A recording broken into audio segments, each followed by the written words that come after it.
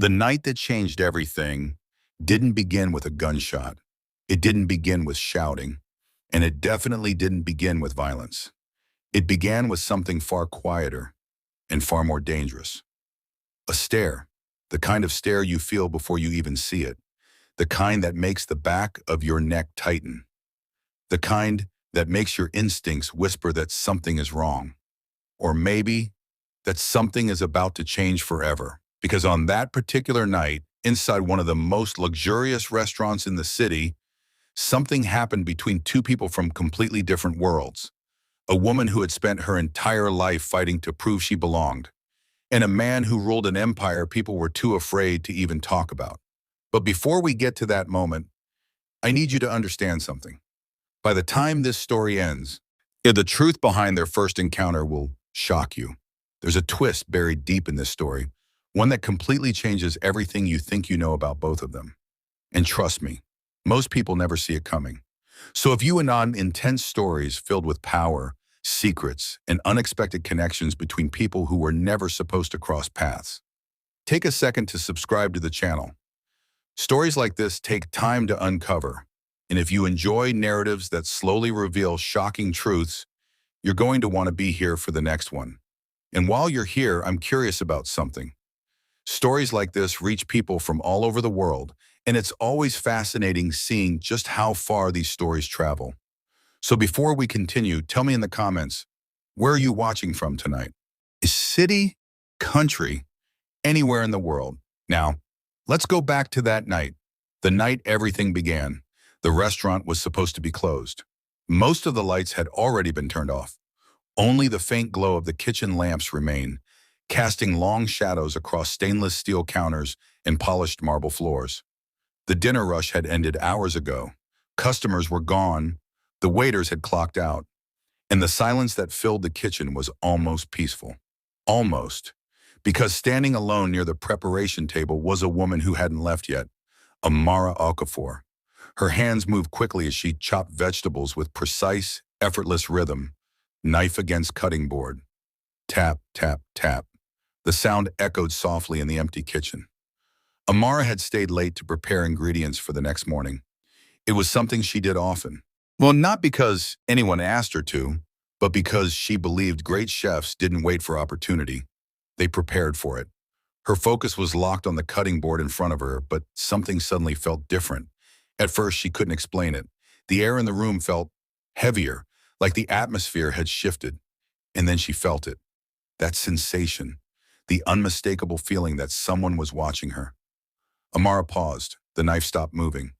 For a moment, she didn't turn around. Instead, she stood still, letting the silence stretch across the room. Because deep down, she already knew she wasn't alone. Slowly, she wiped her hands on a towel. Then she turned around. Standing in the doorway of the kitchen was a man whose presence alone could make an entire room fall silent. Tall, perfectly dressed in a black tailored suit. Wow. His expression unreadable, his eyes calm, but intensely focused. And every single person in the city who knew his name understood one thing about him. You did not approach him. You did not question him. And you definitely did not challenge him. Because the man standing in that doorway was Kang Min-jae, the Korean businessman whose wealth stretched across half the city, the man who owned the restaurant, and the man whose name was whispered in places most people never dared to go. But the strangest part of this moment wasn't that he was there. It was the way he was looking at her. Not angry, not suspicious, just watching. Like he had been standing there for longer than she realized. Most people would have panicked. Most people would have lowered their eyes and walked away. But Amara Okafor was not most people. She studied him for a moment. But then she did something no one in that city had ever done before. She walked toward him, one slow step after another, until only a few feet separated them. The quiet hum of the kitchen lights filled the silence between them. And then Amara crossed her arms slightly, tilting her head with calm confidence. Her voice was steady when she finally spoke. "You've been watching me for weeks." The words hung in the air. Min-jae didn't move, didn't interrupt, didn't react. But Amara wasn't finished. She stepped a little closer, close enough to see the faint reflection of the kitchen lights in his eyes. Then she said something that made the entire moment freeze in time. "I can feel your eyes all over me." For a split second, the world seemed to stop. Because no one spoke to Kang Min-jae like that. No one challenged him. No one confronted him. And yet, here she was, a chef, standing alone in a quiet kitchen, looking directly into the eyes of one of the most feared men in the city. But what happened in the next few seconds was something no one expected. Not the staff, not the people who feared him, and definitely not Amara. Because instead of anger, instead of intimidation, instead of the cold response everyone anticipated, Kang Min-jae did something completely unexpected. He smiled, and that smile was the beginning of a chain of events that would drag both of them into a story filled with secrets, danger, betrayal, and a truth that had been hidden far longer than either of them realized. But to understand why Kang Min-jae had been watching her in the first place, we need to go back to the moment Amara Okafor first stepped inside that restaurant. Well, because the truth is, their meeting that night was never supposed to happen, and the real reason Kang Min-jae noticed her in the first place was something far more complicated than anyone could have imagined. To understand why that moment in the kitchen felt so intense, why Kang Min-jae had been watching her for weeks without saying a single word, you first have to understand the woman standing in front of him. Because Amara Okafor was not just another chef working in a luxury restaurant.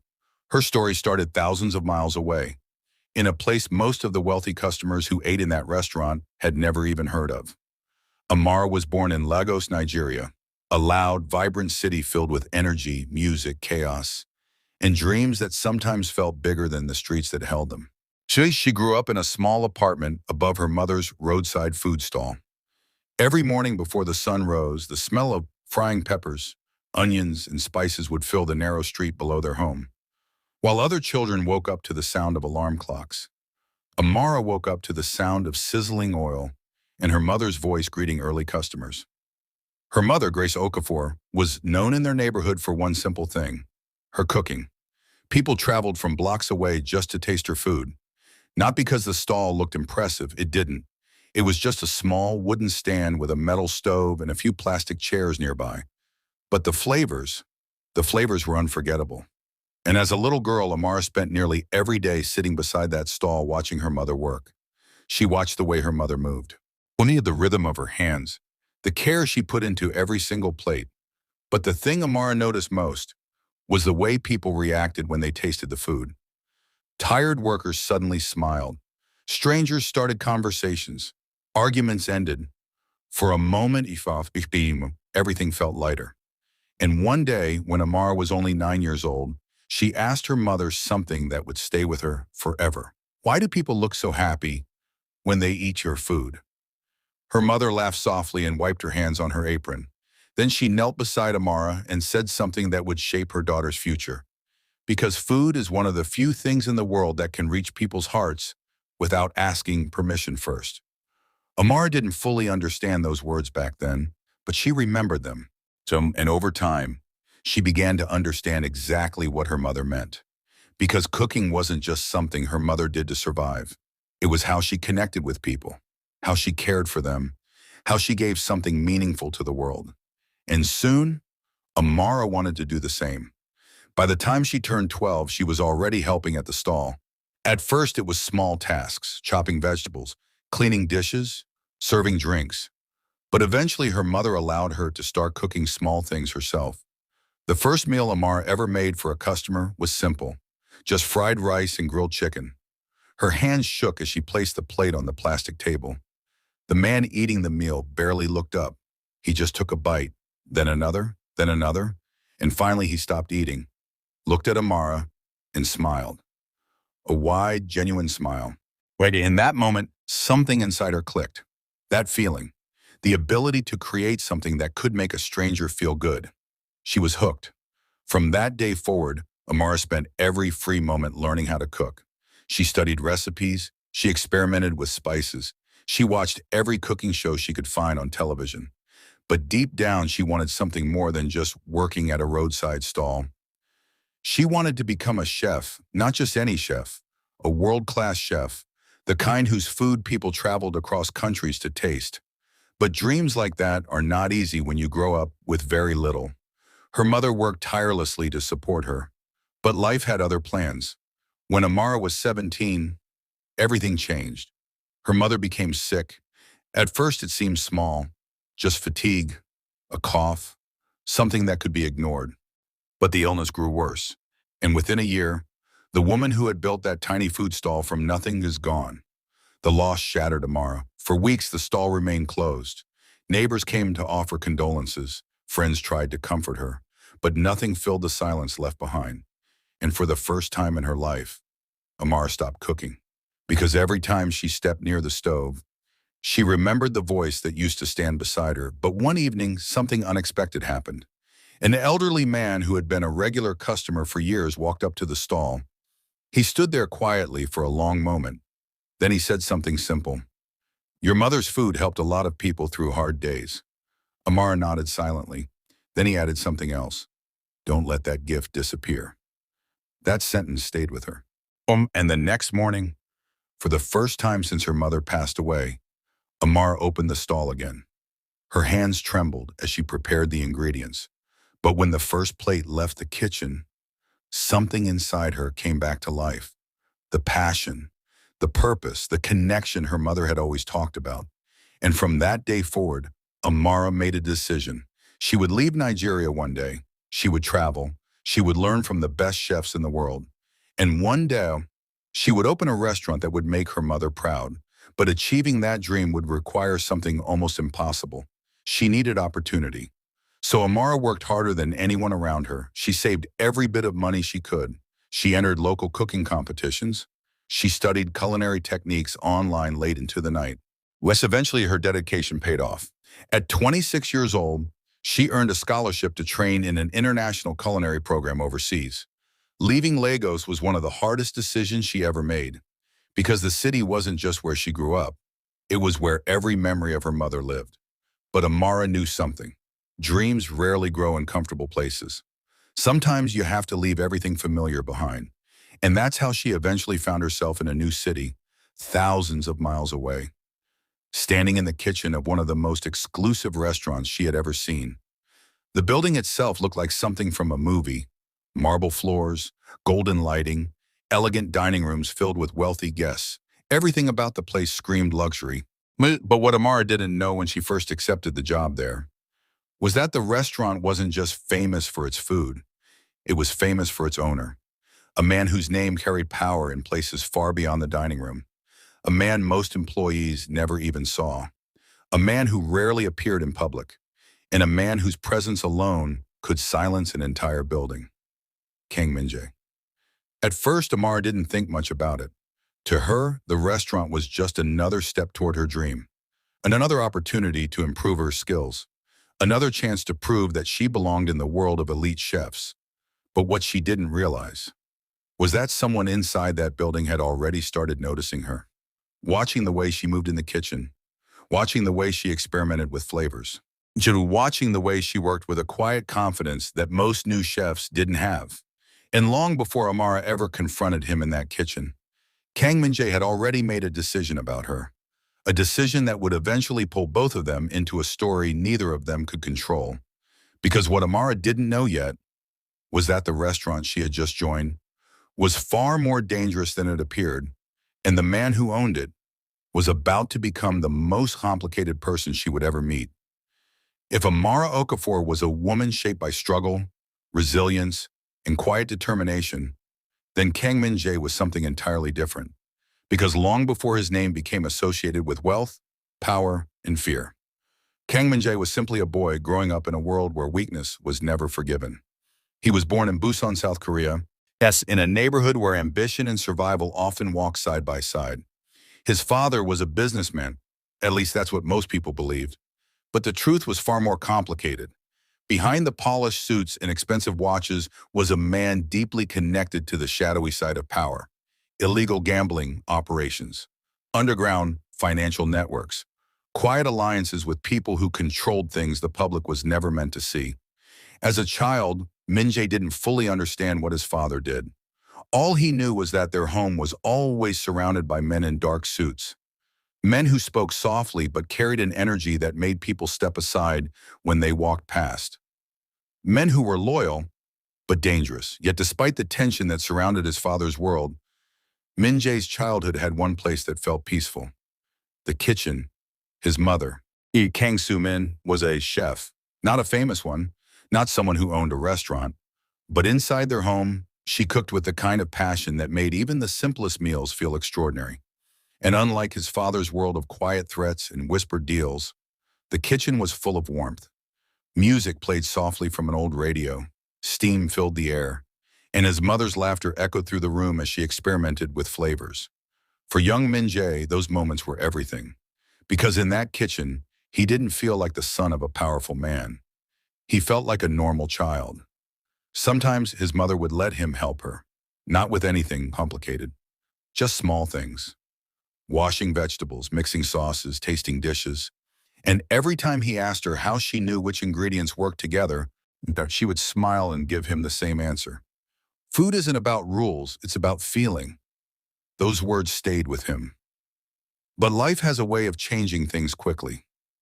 When Minji was only 14 years old, his father was betrayed by someone he trusted, an associate, a man who had shared dinners with their family and laughed at their table. That betrayal ended violently. One night the police arrived at their home, and by morning everything had changed. His father was gone, their business empire fractured, and the people who had once respected the Kang family suddenly saw an opportunity to take everything. Min Jae watched his mother struggle to hold their lives together. The powerful men who once surrounded them disappeared. Friends vanished, and the once comfortable world he knew collapsed into something far colder. Whoa, but what hurt him most wasn't the loss of money or status. It was watching his mother slowly lose the spark that had once filled their kitchen with life. She still cooked, but the joy was gone. The music stopped playing, and the laughter that used to echo through their home became rare. Min Jae began to understand something very important during that time. Power protects. Without it, people become targets. And from that moment forward, the quiet boy who once spent his evenings helping his mother cook began to change. He became more focused, more observant, more determined to rebuild what his family had lost. By the time he reached his early 20s, Min Jae had already started reclaiming pieces of his father's old network. But he didn't rebuild it the same way. Where his father had been trusting, Min Jae became calculating. Where his father had been social, Min Jae became distant. And where his father had believed loyalty came naturally, Min Jae made sure loyalty was earned through fear. Within 10 years, the Kang name had returned to power. But this time, it was stronger, more organized, and far more dangerous. His influence expanded beyond Korea. Business ventures spread into international markets, luxury hotels, private clubs, investment firms, and among those businesses was a high-end restaurant chain known for attracting powerful clients from around the world. To outsiders, it looked like nothing more than a successful hospitality brand. But to the people who truly understood how power worked, those restaurants were something else entirely. Places where deals were made quietly, where influential people met without drawing attention. Where Kang Min Jae could observe the world without stepping too far into the spotlight. And that's why his name carried a certain reputation. Not because people saw him committing crimes, but because powerful men feared disappointing him. Employees spoke his name carefully. Rivals avoided direct conflict. And even law enforcement understood that confronting someone like Kang Min Jae required more evidence than anyone could easily obtain. But despite everything he had built, despite the wealth, the influence, the control he now possessed, there was still one place Min Jae rarely allowed himself to visit: the kitchen. Because the moment he stepped into one, memories returned, memories of a different life, of a woman who once filled their home with warmth and laughter. His mother had passed away years earlier, and when she died, something inside Min Jae hardened even further. After that, he stopped allowing people to get close. Friendships became business relationships. Trust became a rare commodity, and emotions became something he buried deep beneath layers of control, which is why the employees at his restaurants were always surprised when he appeared unexpectedly. Because those visits were rare, unpredictable, and usually meant something important was happening behind the scenes. But when Kang Min-jae began appearing at that particular restaurant more frequently, something was different. He wasn't meeting investors. He wasn't inspecting finances. He wasn't even speaking to the managers.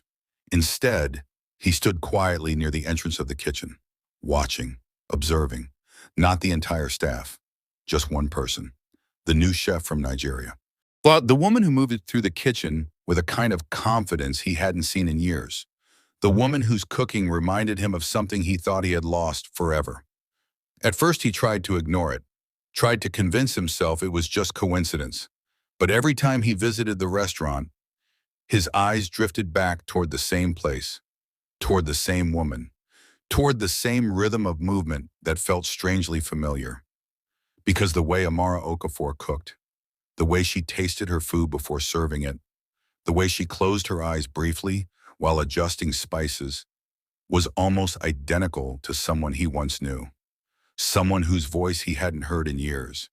And without realizing it, Kang Min-jae found himself returning to the restaurant again and again, not as the powerful owner inspecting his business, but as a quiet observer trying to understand why a stranger in his kitchen had awakened memories he thought were long buried.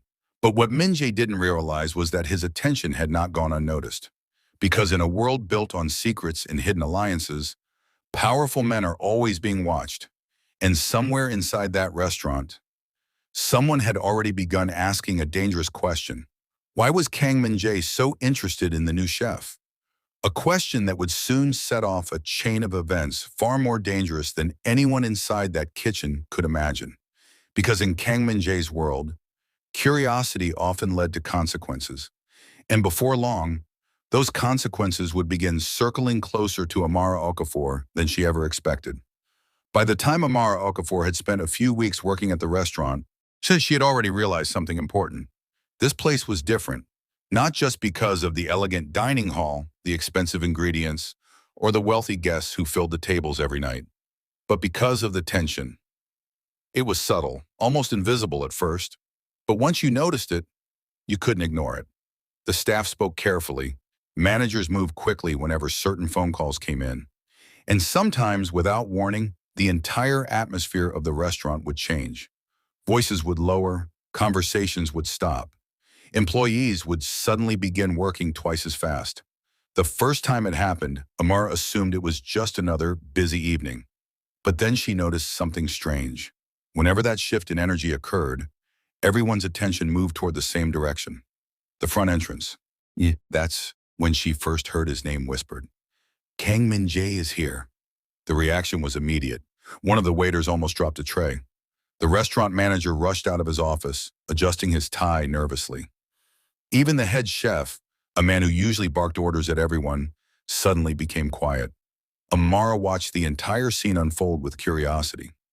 She had heard that the restaurant had a powerful owner, but the way people reacted to his presence felt different. It wasn't respect, it was fear, pure, unmistakable fear. Still, Amara didn't stop working. She continued chopping vegetables and preparing dishes while the staff scrambled around her. A few minutes later, she felt something she couldn't quite explain. That same sensation from the cold open. The feeling that someone was watching her. Oh, not the casual glance of a coworker. Something deeper, more focused. She didn't turn around immediately. Instead, she continued plating a dish carefully, placing each garnish exactly where it belonged. But the feeling didn't go away. If anything, it grew stronger. Finally, Amara lifted her head and glanced toward the kitchen entrance.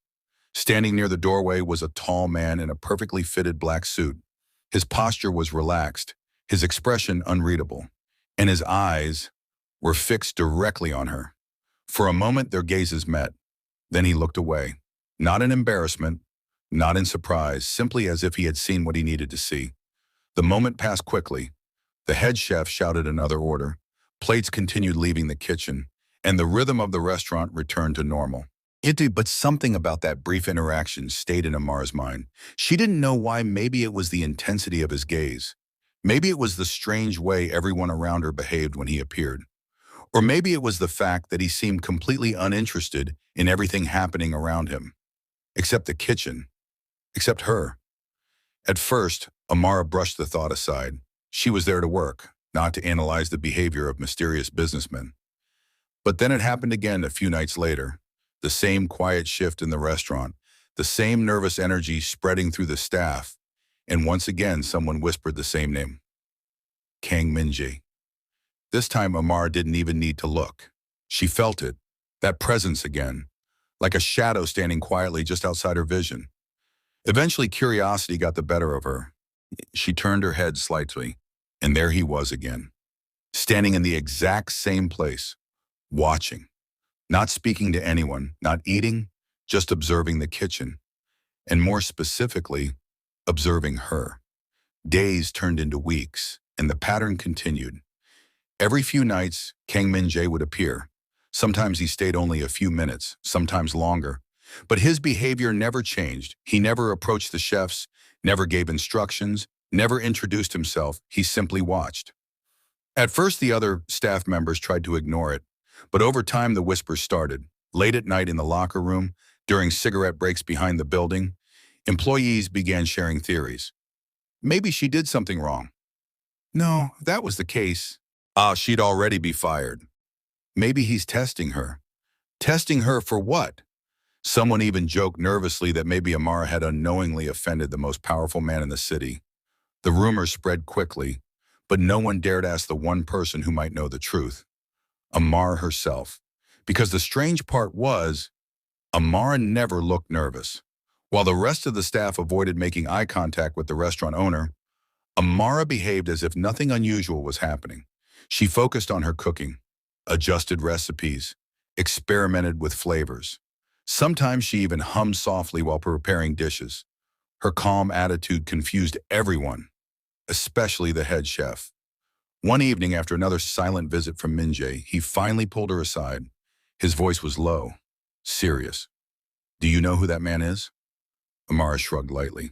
Well, I assume he owns at a restaurant. The chef looked at her as if she had just said something incredibly reckless. That's Kang Min-jae.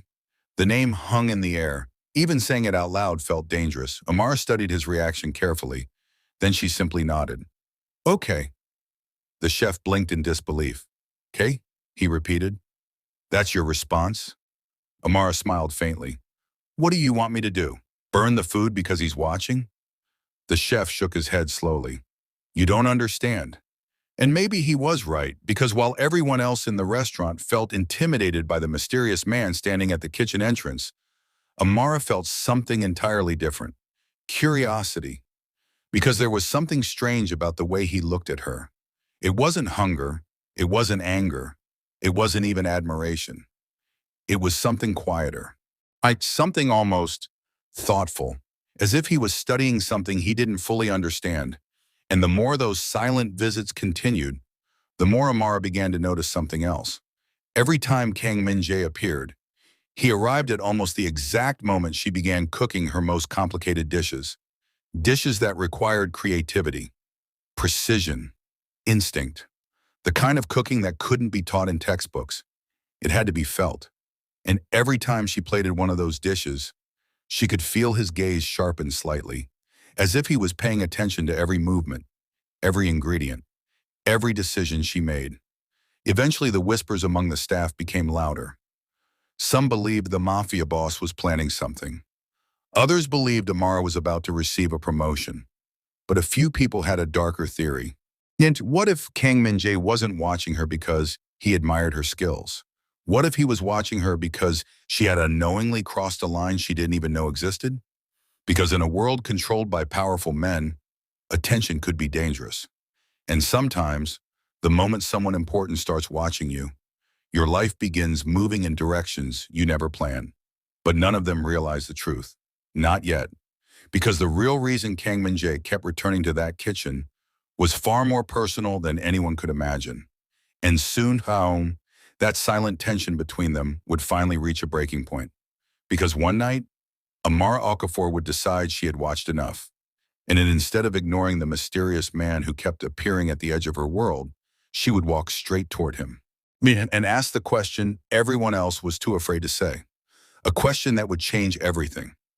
By the time the confrontation finally happened, the tension between Amara Okafor and Kang Min-jae had been building for weeks.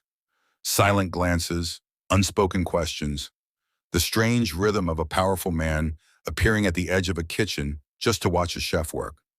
At first, Amara had tried to ignore it. She told herself she was imagining things, that maybe he was simply checking on the restaurant he owned, that maybe the staff had exaggerated his reputation. But the pattern became impossible to ignore. Every time she prepared her most complex dishes, every time she began experimenting with flavors instead of following the menu exactly, that was when he appeared, standing quietly at the entrance of the kitchen, watching, never interrupting. Never speaking, just observing. And after weeks of feeling his presence without explanation, Amara finally reached a point where her curiosity became stronger than her patience. It happened on a Wednesday night. The restaurant had been unusually busy that evening.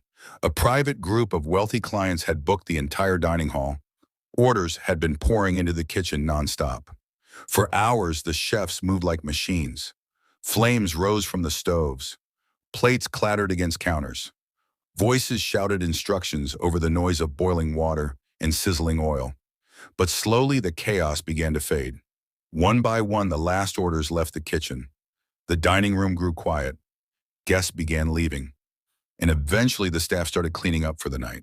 Within 30 minutes, most of the employees had already gone home. The waiters finished stacking chairs. The manager locked the front doors. Even the head chef finally removed his apron and left with a tired sigh. But Amara stayed behind. She often did, partly because she liked the quiet that came after a long service, and partly because those quiet moments allowed her to experiment. That night she was preparing a new sauce, something she had been thinking about for days. A combination of roasted garlic, ginger, and a spicy pepper blend she had brought with her from Nigeria. She worked slowly, tasting the mixture carefully, adding small adjustments, a little more salt, a touch of honey, then another taste. The kitchen was almost completely silent now. Only the faint hum of the overhead lights remained.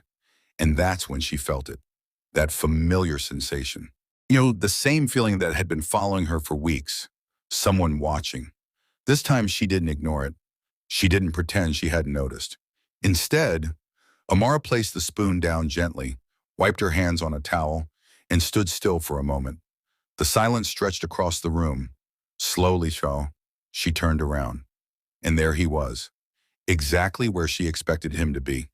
Standing in the doorway of the kitchen, Kang Min-jae, the restaurant owner, the man whose name made employees whisper, the man who controlled more power in the city than most politicians. Yet at that moment, he wasn't surrounded by bodyguards. He wasn't giving orders. He wasn't speaking to managers or checking reports. He was simply standing there, watching her. For a few seconds, neither of them moved.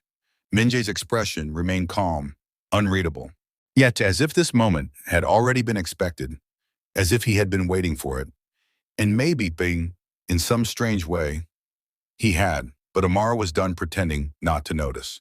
Without hesitation, she began walking toward him. One step, then another. Her footsteps echoed softly across the tile floor. Anyone else in that restaurant might have hesitated. Anyone else might have lowered their eyes. But Amara kept walking until only a few feet separated them. The distance between them felt heavy with unspoken tension. For the first time since he started visiting the kitchen, Min-jae finally looked directly into her eyes. His gaze was steady, focused, and surprisingly calm. Amara crossed her arms slightly, then tilted her head with quiet confidence. For a brief moment, she studied his face carefully, trying to understand what kind of man he truly was. Because the rumors surrounding him painted a terrifying picture. But the man standing in front of her didn't look angry or threatening. He looked curious, almost thoughtful, and that only made the situation stranger. Finally, Amara spoke, her voice calm, clear. "You've been watching me for weeks." The words floated through the empty kitchen. Min-jae didn't interrupt, didn't deny it. He simply continued looking at her. So Amara took one small step closer, close enough now to see the faint reflection of the kitchen lights in his dark eyes. Then she said the sentence that would later echo through the entire restaurant staff when they heard about it. "I can feel your eyes all over me." For a brief second, the entire world seemed to pause, because no one talked to Kang Min-jae like that. No one confronted him directly. No, especially not an employee. Especially not a chef who had only worked in his restaurant for a few weeks. And yet, here she was, standing calmly in front of him, waiting for an answer. Min-jae remained silent for a moment. His gaze didn't waver. Then something unexpected happened. The corner of his mouth lifted slightly. Not a full smile, just the smallest hint of amusement. It was subtle, but unmistakable. Finally, he spoke. And when he did, his voice was lower than Amara expected. Controlled, measured. You noticed. Amara raised an eyebrow slightly. That was the point. For the first time since entering the kitchen, Min-jae looked around the room briefly. The empty counters, the silent stoves, the quiet atmosphere after a long night of service. Then his attention returned to her. You cook differently than the others. Amara blinked. That wasn't the answer she expected. She had prepared herself for intimidation, for arrogance, maybe even anger, but this sounded almost like observation. She folded her arms again. And that's why you've been staring at me every night? Min-jae didn't look embarrassed. He didn't deny it. Instead, he stepped slowly into the kitchen. The sound of his shoes against the tile echoed through the room. Then he stopped beside the preparation table where her unfinished sauce still rested.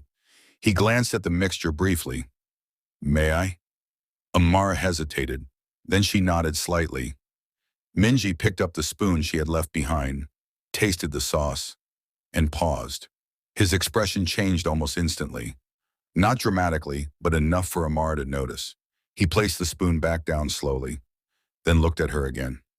And for the first time since this strange interaction began, something flickered in his eyes. Recognition, memory, emotion. You use instinct, he said quietly. Not just technique. Amara shrugged slightly. That's how I learned. Min-jae studied her carefully, as if trying to confirm something, as if the answer he had been searching for was slowly revealing itself.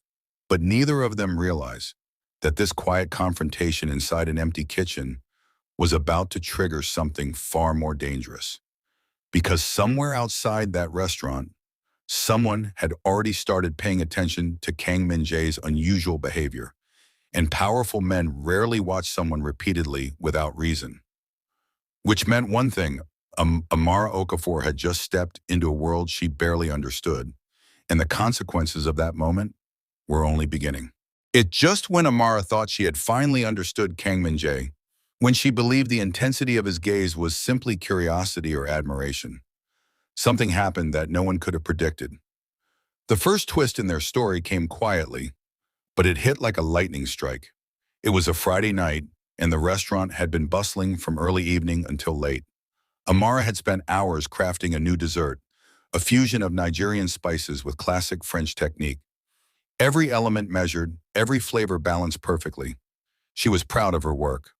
She placed the plated desserts on the counter, ready for the guests.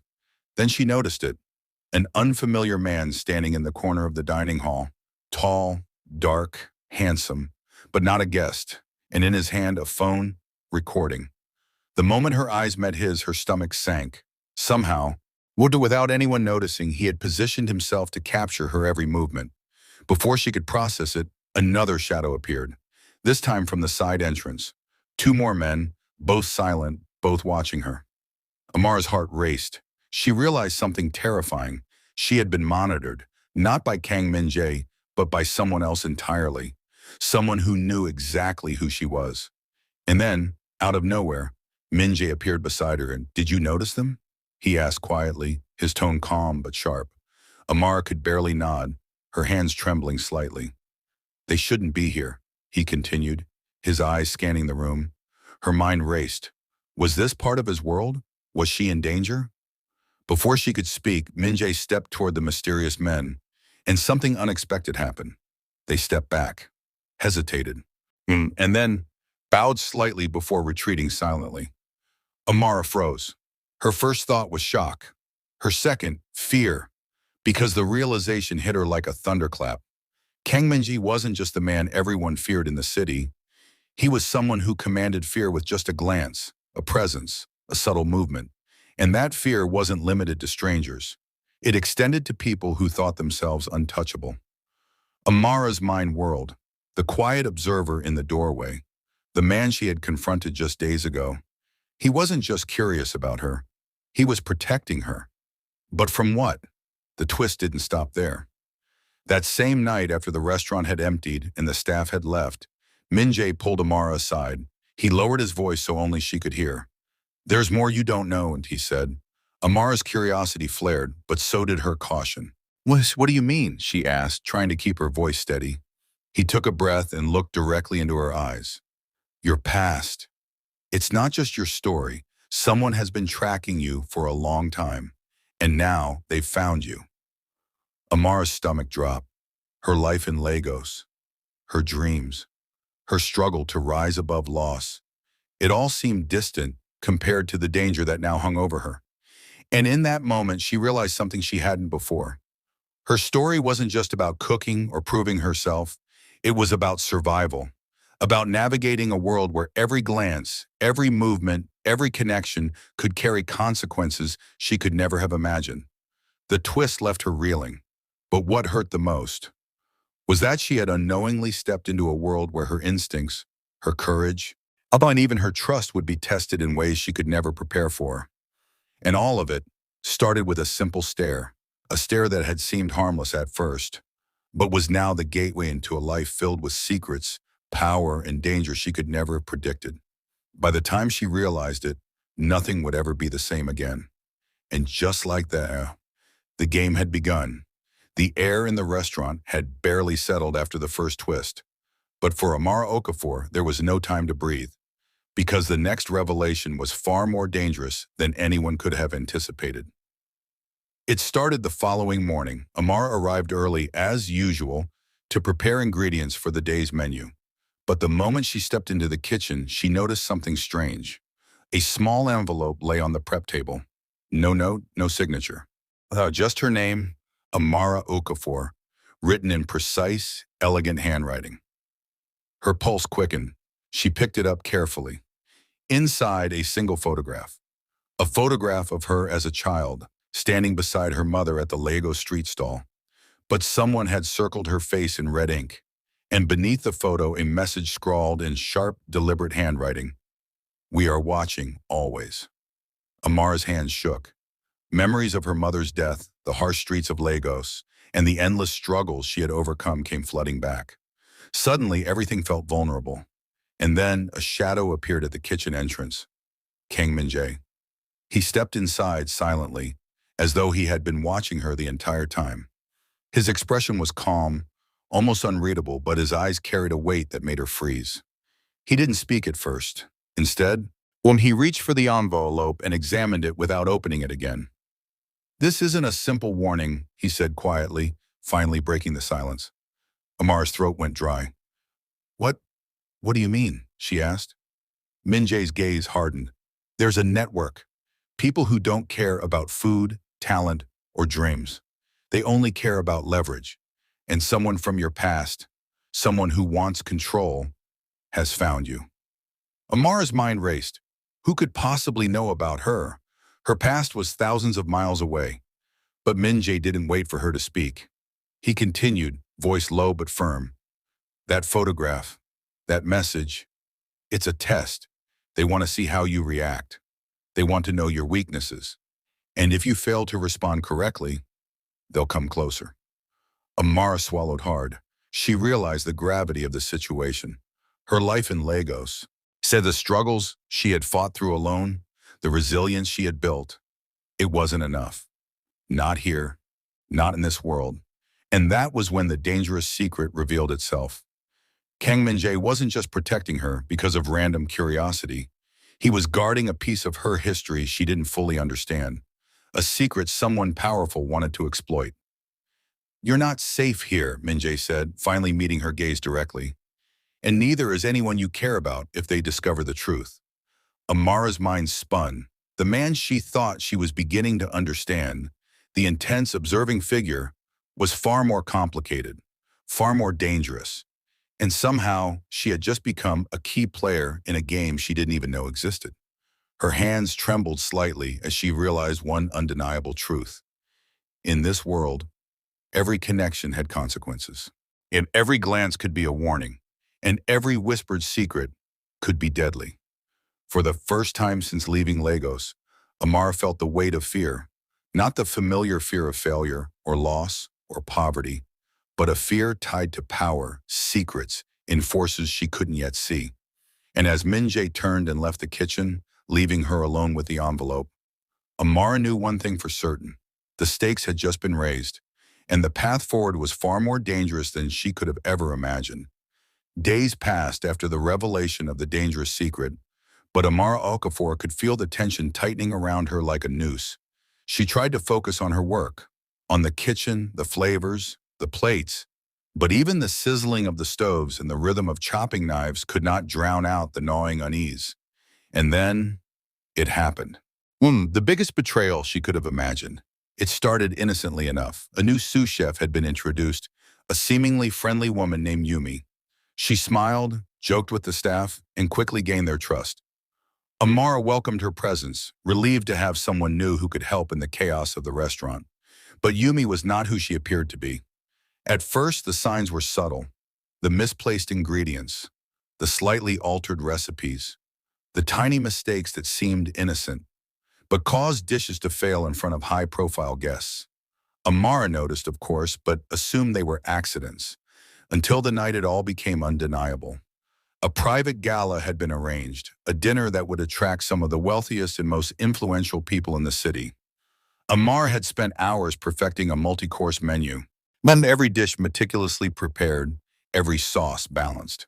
She was proud, confident, ready to impress, and then, disaster. Guests began to complain. Dishes were missing ingredients. Sauces were too salty or undercooked. The head chef looked furious, but everyone's eyes kept darting toward Amara. And then she saw it.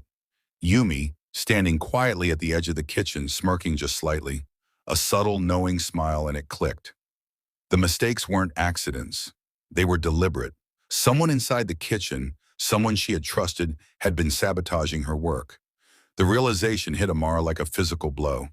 Her stomach churned, her hands shook, and before she could react, Kang Min-ji appeared. He moved with his usual quiet precision, scanning the chaos around the kitchen. His eyes locked on Yumi, then on Amara. He didn't speak immediately. But his gaze carried a warning, a promise, and the truth became clear. Yumi was planted. The betrayal wasn't random. It was orchestrated. Someone wanted to test Amara, to push her, to see how far she could be manipulated. And the worst part? Amara realized she had almost fallen for it. The trust she had given, the openness she had shown, all used against her. Her chest tightened as anger and shock collided. She had survived hardship in Lagos. She had endured loss, grief, and struggle. But this was different. This cut deeper, because it came from someone she had welcomed into her world. Yumi didn't just betray her professionally, she betrayed her personally. And Min-jae's expression told her something she wasn't ready to hear. He had known all along. Every glance, every observation, every careful calculation. He had seen the betrayal coming before it happened. And now Amara understood the stakes. This wasn't just about cooking. It wasn't just about power. It was about survival, loyalty, and trust. And in a world where even the smallest misstep could cost everything, Amara realized one undeniable truth. The biggest betrayal often comes from the places you least expect. And as she stared at Yumi, standing smugly across the kitchen, she knew one thing for certain. She could never make the same mistake again.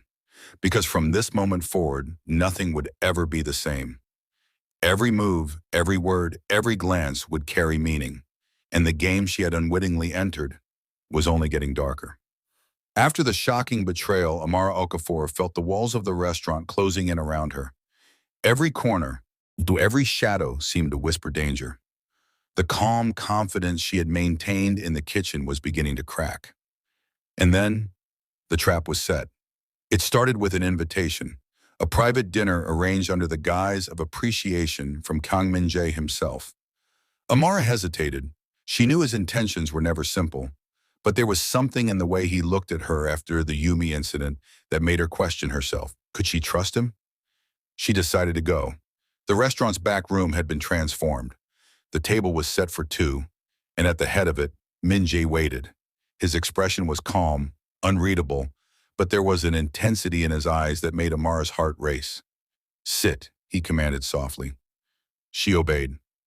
For a few minutes, silence hung between them. The flickering candlelight cast long shadows, now emphasizing the sharp planes of his face. Then he leaned forward, voice low and deliberate. "You've been tested," he said. Amara's stomach nodded. "I know," she replied, her voice steady despite the tremor inside. Min Jae's gaze held hers. "But there's more you don't understand. This is only the beginning." Before she could respond, a faint sound reached her ears. A soft click from the door behind her. She glanced over her shoulder. The room was empty, but the sound had been real. Min Jae noticed her movement and smiled faintly.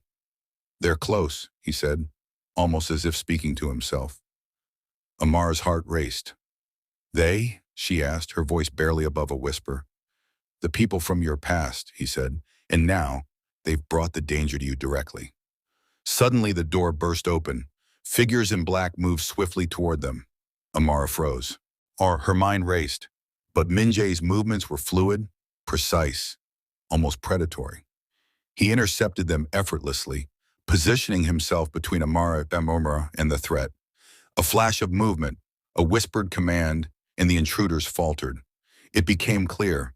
This wasn't a simple break-in. It was a calculated trap, a test. And Amara had nearly walked right into it. Her pulse pounded as she realized the truth. The danger surrounding her wasn't random. It was orchestrated. Every step she had taken, every choice she had made, had led her directly into someone else's game. And now she understood something critical. Survival wouldn't come from skill alone. It would come from awareness, from trusting instincts, and from recognizing that in Min Jae's world, every invitation, every gesture, in every glance could be a trap waiting to spring. What, as the intruders retreated, Min Jae turned to her, his eyes dark and commanding. "You see now?" he asked quietly. Amara nodded, swallowing the lump in her throat. "Yes," she whispered. "And now I have to be ready," she added. Min Jae's lips curved into a faint, almost imperceptible smile. "Good," he said, because the trap had only just begun. And the night's events had made one thing painfully clear. In this world of power, fear, and hidden motives, nothing and no one was ever what it seemed. The aftermath of the trap left the restaurant in a tense silence. Amara Okafor's hands still trembled from the adrenaline, but she knew the danger wasn't over. Because in Kang Min Jae's world, protection came with a price. That price would soon fall squarely on her shoulders. The following day, Min Jae called her into his private office.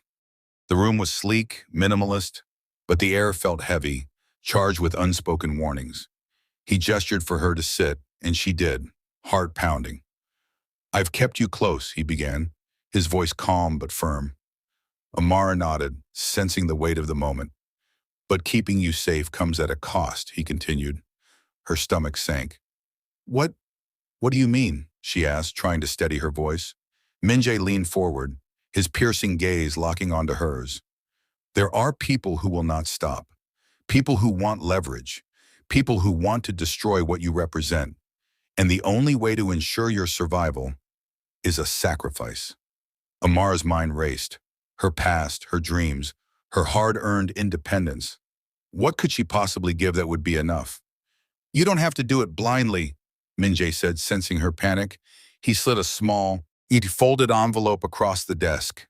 Inside were documents, revealing sensitive information from her life, family ties, financial details, even her mother's old recipes, information that, in the wrong hands, could ruin her or those she loved. "This," he said quietly, "is what must be offered. A gesture, a surrender of control, if you want to continue living in this world unscathed." Amar's hands shook as she absorbed the truth. The sacrifice wasn't physical. It wasn't immediate, but it was personal, deeply personal. The control she had fought so hard to maintain, the identity she had carefully built, all now needed to be partially surrendered to ensure safety. Tears welled in her eyes, but her jaw hardened. She had survived Lagos. She had endured betrayal, danger, and the constant threat of loss. She would not falter now. Slowly, deliberately, she took the envelope and folded it back into her pocket. "I'll do it," she said, her voice steady, even if her heart raced. Minji's expression softened ever so slightly. "Good, ma'am," he said, "because your strength, your courage, they are rare. But sometimes even the strongest must give a part of themselves to survive." Amara left the office with the weight of the decision pressing on her chest. Every step toward the kitchen, toward the normal rhythm of the restaurant, felt heavier, because the sacrifice wasn't just about survival, it was about transformation. She would never be the same. Her life, her path, and even her relationships had shifted in ways she could not yet fully comprehend. And in that quiet, tense moment, she realized the truth of what Min-jae had been trying to teach her all along. In a world of power, secrets, loss, and danger, sometimes the only way forward is to surrender a part of yourself. And in doing so, you find the strength to face whatever comes next. Because for Amara Okafor, the journey had only just begun. The days following the sacrifice felt almost normal. Amara Okafor moved through the restaurant with practiced precision, plating dishes, tasting sauces, and navigating the kitchen with the confidence of someone who had survived far more than a few private threats. But deep down, she knew the calm was deceptive, because in a world where Kang Min-jae operated, nothing was ever as it seemed. It was during a quiet evening shift, late, after most guests had left, that the final twist revealed itself. Amara was wiping down the counters when Min-jae appeared silently behind her. "You've done well," he said softly. Amara nodded, still tense, her eyes wary. "Thank you," she replied, voice steady. Then he leaned closer, lowering his voice. "But you don't know everything about the danger you've been facing." Amara froze. "What do you mean?" Min-jae's dark eyes flickered with something she hadn't seen before, a shadow of something almost personal. "The people you thought were enemies," he continued, "the ones who sent you me, the ones who tried to trap you, they were never after you for who you are." Amara's mind raced. If not her, then who? "Then who?" she whispered. Min-jae's expression hardened. "They were after me." The words hit like a thunderclap. Her stomach dropped. Everything, the stairs, the shadowed figures, the trap, the betrayal, had been designed not for her, but for Kang Min-jae, and she had unknowingly walked right into his world. Every glance, every observation, and every careful move she had made had been part of a game far bigger than she realized. Min-jae's voice softened, almost regretful. "You became collateral, and yet, in the process, you survived. You adapted. You proved yourself." Amara's head swirled.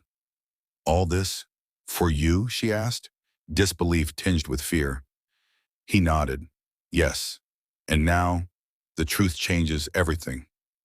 From somewhere deep in the shadows of the restaurant, a faint signal, a code she hadn't recognized, flashed silently. And suddenly, Amara realized that this was not the end. It was only the beginning. Because in Kang Min-jae's world, trust was rare, power was absolute, and every connection carried a hidden meaning. And now, with the final twist revealed, Amara understood the harsh reality. Her survival, her skills, and even her courage had drawn her deeper into a world she could never leave, where danger, intrigue, and secrets ruled every heartbeat. And as she looked into Min-jae's eyes, she knew one undeniable truth: nothing would ever be the same again. Because the final twist wasn't just about betrayal, danger, or survival. It was about realizing that she had already become part of a story far larger than herself. A story that would challenge everything she thought she knew about power, loyalty, and the people she could truly trust.